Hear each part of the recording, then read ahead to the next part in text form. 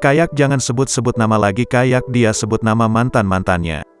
Aku gak perlu disebut sama dia, gak perlu dia menjadikan aku kontennya dia, kata Kalina Oktarani kawasan Tendean, Jakarta Selatan, baru-baru ini. Janda anak satu ini merasa terganggu dengan pemberitaan Vicky Prasetyo yang masih mengaitkan namanya. Kalina menyebut Vicky Prasetyo masih kerap membawa nama mantan-mantannya di berbagai konten. Maka itu, Kalina tidak ingin namanya dijadikan konten seperti mantan-mantan Vicky Prasetyo.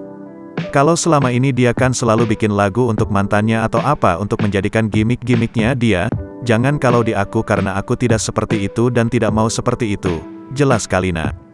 Tak hanya itu, Kalina juga keberatan Vicky Prasetyo masih kerap mengunjungi ibunya, padahal hubungan mereka telah usai. Dia datang ke rumah mama, dia ini, buat aku untuk apa kayak begitu. Sudah cukup selesai, ucap Kalina Oktarani. Karena pernikahannya dengan Vicky Prasetyo sudah berakhir, Kalina tidak ingin dikaitkan sang mantan. Sudah selesai dan dia juga sudah mengakui itu selesai, pungkasnya.